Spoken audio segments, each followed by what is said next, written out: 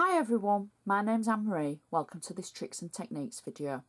Today we're going to be learning about heat embossing, and I'm going to show you how to use this glitter embossing powder. Now it's going to be the same method whether you're using glitter embossing powder or just a normal coloured embossing powder, but it gives you the basis of what to do and how to heat emboss, because that's the main purpose of this video. So I'm going to start off and I am going to just stamp an image onto a piece of card, and I'm going to use white card like that, as if by magic, and I'm using a stamping mat. This is an old embossing mat that I have and I use it for stamping. I'm using an ink called Perfect Medium, and my ink pad is quite old. I keep refilling it, but it still does the job. When you get it, it's a lot paler in colour, so don't worry that mine's dark, it's just well loved. So I'm using the same stamp that we've used in some of the previous tricks and techniques, only because I think it's nice to use the same thing and then you're seeing different ideas with it, that will maybe give you an idea for whatever you're using and what stamp you're using. But I've tried to keep it the same stamp, and it's a Spellbinder stamp that is a nice large stamp as well. So there we go. Now I don't think you're going to be able to see the image, but let's have a look, see if you can just pick it up a little bit, and yeah, I can see that. So next what we do is make sure you're on a heat mat, not just a cutting mat, you want a heat mat.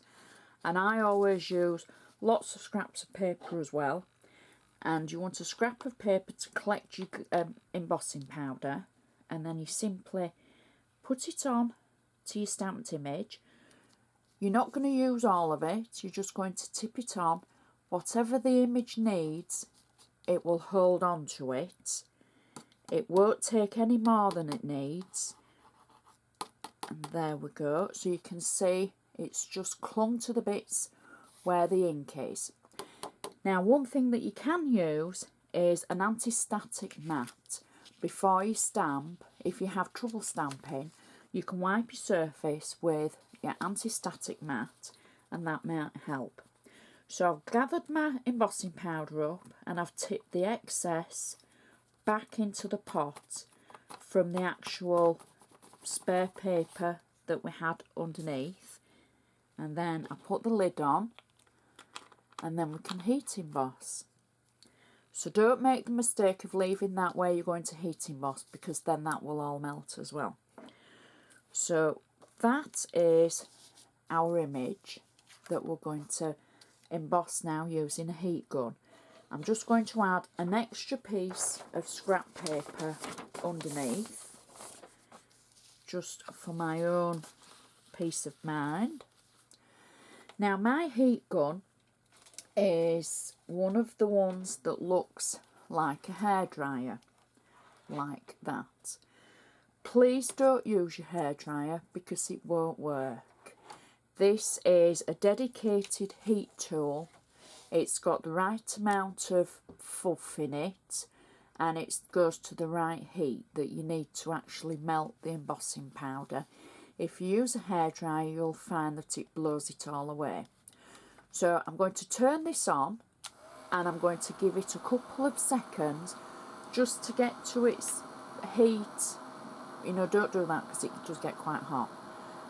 Just so it heats up a little bit, and then I can take my image to the actual heat gun, and then we can start to heat it and work around the image. And that's why I wanted the extra paper, because it gets quite hot. So hold it 4 to 6 inches away. Don't waggle it like that, because that won't help. As soon as the embossing powder turns, just move the actual embossing tool around the image. You can see when the powder changes, it doesn't take very long, and that is actually embossed now. Now I'm hoping that the camera picked that up and it was able to show the change in the actual powder. It's very difficult for me to be able to film it, doing it all on my own and with the camera facing downwards. But that is the principle of embossing, heat embossing. It's a beautiful glitter embossing powder. It's the same method if you're using a straightforward normal embossing powder as well. Just put your heat gun on for a few seconds before you take it to your cardstock to heat it, because then it'll work a lot quicker and you're not waiting for it to heat up.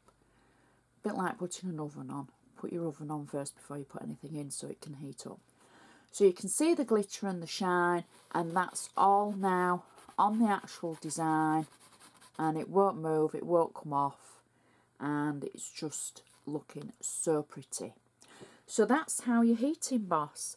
I really hope you've enjoyed this and it's given you a little bit of help, just to give you the confidence to have a go, because that's all crafting's about. Just have a go and enjoy it. So thank you for watching this trick and technique, and I shall see you again tomorrow.